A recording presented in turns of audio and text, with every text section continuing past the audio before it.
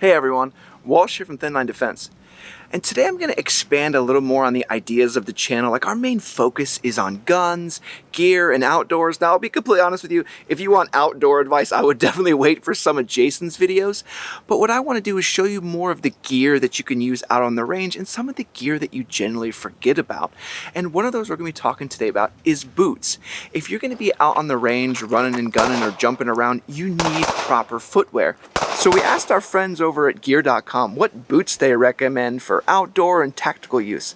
So they sent us a pair of their proper Series 100 boots that we're going to review today. So let's do some tests with these boots and see how they work out. Let's first unbox them and then we'll do like a waterproof test. They say they're pretty waterproof. Waterproof, they better not get any water leaking into them. So we'll see if they can live up to that. And then we'll do, let's say, we'll do a 5K ruck and we'll see how those boots perform. Boots that aren't designed well usually don't do well because they're going to hurt your feet really bad. And it's pretty snowy and icy out, so you're going to know pretty quick if they can't grip pretty well. So I'll tell you what, let's go and dive into them. Let's do the unboxing and let's check them out. Alright, so here's our proper Series 100 boots. Let's get these out of here. Wow, alright, check this out. So we got our boots in the Coyote Brown. So if you need yours in Coyote Brown, just know that you can get them over at the gear.com website. So look at these, man. These look really nice. You can tell they're pretty stiff though. I'm betting I'm going to need to break these in a good bit. I like how thick some of the fabric is. Like, it looks well built and well put together. Like, wow, look at this. Oh, a nice little pull tab on the back here. Oh, and look inside here too. On the tongue, there's this mesh material on the inside of the entire boot. Well, that's pretty neat. And this side looks really cool. Okay, well, it's not a steel toe, so if you need steel-toed boots, just know it's not those. Here on the bottom too, you can see they have some anti-slip material. It's not super aggressive. It says oil and slip resistant, but I don't know how resistant it'll be without some more grip. So those of you that aren't familiar, these also have the quick laces, so they make tying up your boots really fast and easy, so you don't have to spend a whole bunch of time fixing and adjusting your boots every time. One trick most of us do with speed laces though is we tie a knot at the end so that when you loosen up the boots, you don't have to worry about the actual laces coming out of the boots. And sometimes you only knot one side for no reason whatsoever. These boots also include like an extra memory foam pad. So let's take a look at those and see how to install it and see how it feels on our feet. So they include this information card. Make sure you have the right size shoe to begin with. Try on the correct size boot and walk around. If necessary, add the included inserts. Confirm your boot lacing is evenly spaced from toe to ankle and that your feet are not feeling any pressure. So full disclosure, I'm glad I tried this. I'll show you how to install it, but I didn't like the way it made my feet feel kind of cramped inside the boot. I'm just not used to this kind of sensation. It's probably a lot more useful in keeping my foot locked in when you're going over some long hikes to keep you from getting any sort of blisters, but I just didn't find it very comfortable. It just wasn't my preference. But here, let me show you how to install those real quick and we'll move on. So here's the actual inserts that came in here. It includes one for each foot, obviously, and they're like a nice little memory foam material, so that's pretty cool. It just goes underneath the actual insole that's already in there. So to install them, the first thing we're going to do is reach inside the boot and then pull out the normal insole. As you can see, this is also a nice little memory foam material. It's really pretty comfy. And then take the actual insert and slide that in and under where the original insole was. You just kind of gotta shove it in there and jam your hand in there. And you can take the normal insole and you can put that right back in there. And just work it in and it'll get back right into place. So I found the boots to be really comfy. I really didn't have any issues. Like I said, I didn't really like the feeling of the insoles, but it's probably going to be more advantageous on like a longer hike. Now we're getting to the part that I want to see if they can prove. It says waterproof. Now I'm usually pretty used to boots saying water resistant, and that means you can maybe get them in water for like a split second and then it just rushes into your sock. So let's see what these things can do. I got plenty of snow out here. Let's put them through the test and let's see how well they do. Alright, so first thing we're going to do is go out into the snow. I'm going to do my best to just walk into as much deep snow as possible. Just kind of bury my feet in the snow and try to get all the snow to be sneaking into all the crevices and cracks in the boot. That way I'll know if it's really waterproof or not. So it's doing pretty good so far. I'm doing my best to just keep myself completely covered in snow. These boots don't stay dirty. You can easily just kick the snow off. Alright, so I'm more than a little bit surprised. I can't tell that I'm walking in snow, besides I'm slipping around a little bit, but my feet aren't cold at all. There's no cold sensation. None of the snow is even leaking into the boot at all.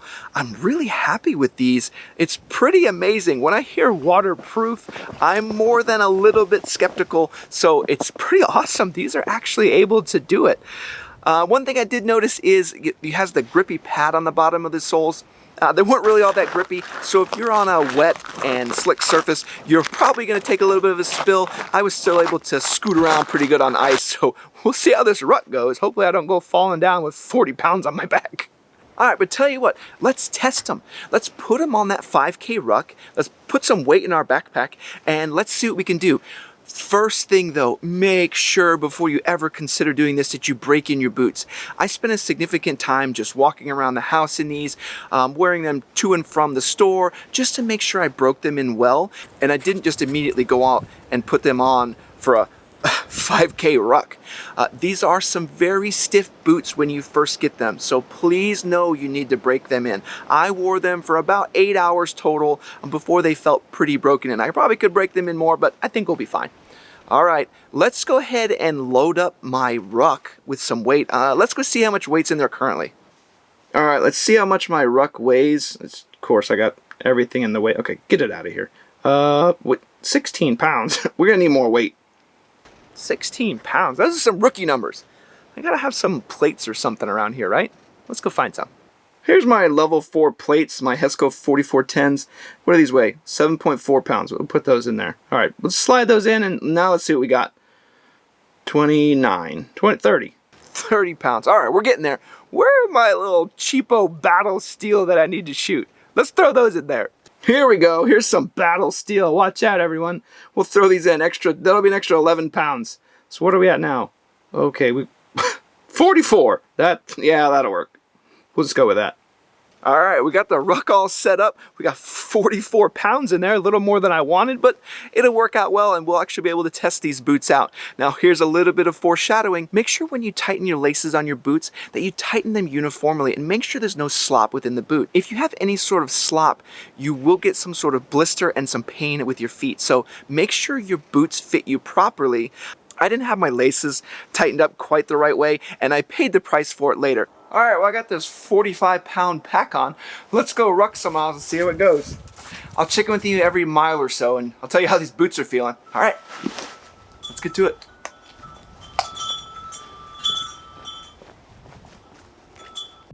All right, just getting started. Boots feel good so far. We've been going for about 1 minute, so that's a good sign. All right, let's see how it goes. Let's get a good pace going.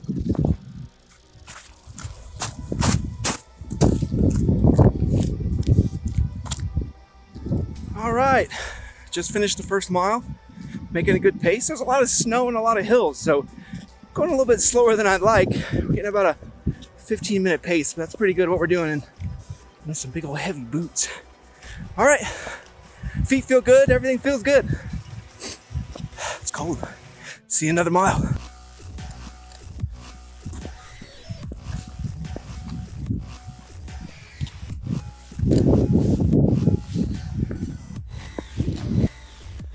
So here we are, a mile and a half. Had to make a small pit stop. This is a good lesson for everybody. Make sure your boots are tight. If your boots aren't fitted to you properly, they'll start to wear on your feet. So learn from my lesson, tighten your boots up, and then try not to tie your shoes with gloves on. It'll slow you down a lot. All right, let's keep going.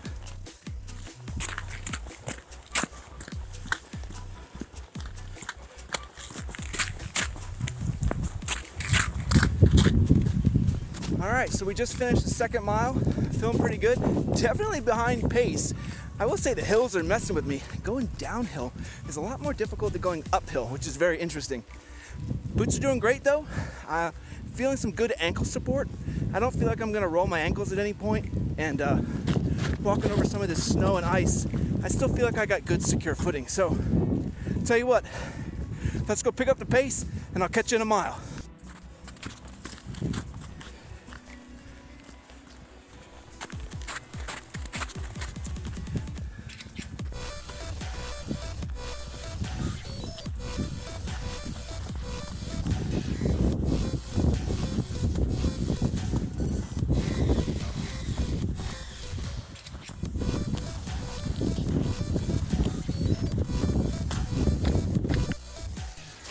right, well, we just finished, climb over this, just finished our 3rd mile. I'd say we're pretty good. Tell you what, let's do another half mile and see how we do. I have to say, I've been doing my best to aim for as much snow and water as possible, and these boots aren't just water resistant, they're completely waterproof. There's not a single drop in here, and I'm super impressed. My time is way slow. You're having to dodge a lot of ice and snow, so forgive me there. All right, let's do this half mile and call it quits. All right, let's do it.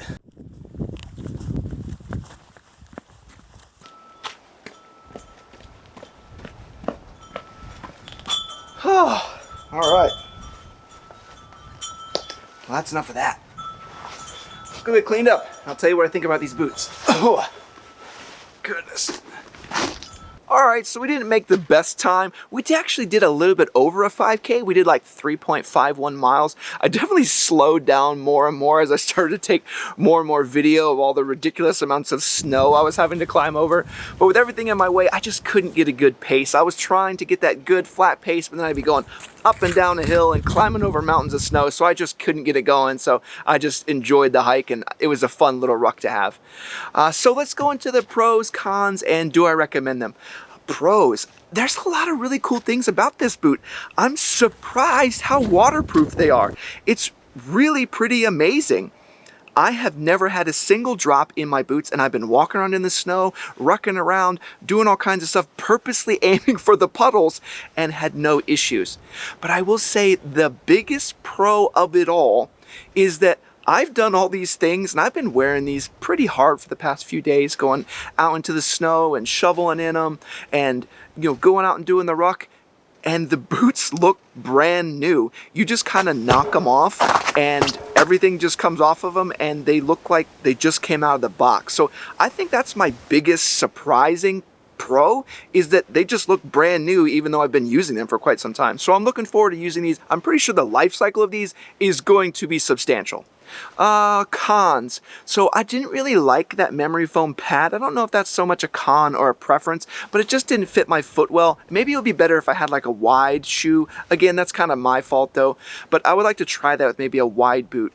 Another thing is there's a significant break-in period. When you first put these on, they're pretty stiff, so be aware of that. And my final con would be I wish there was a little more traction on the actual bottom of the boot. It's a little bit slicker than I like to see. I've seen some other designs with some cool hooks or ways to grab the ground when you're on like a slick surface. So the question is, do I recommend them? I really do. I think they have a pretty good price. Now it fluctuates a little bit, but I think you can get a really good price over at gear.com. I think this is a great tactical boot.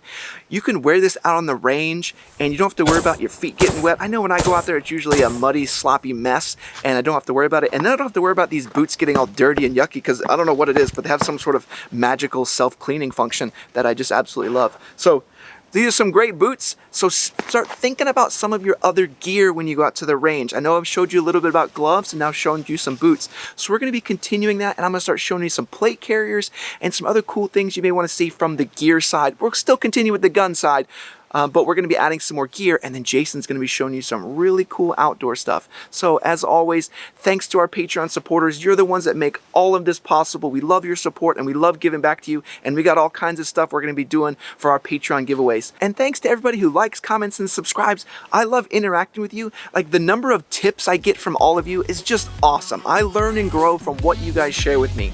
So thank you so much. All right, everybody, Walsh out.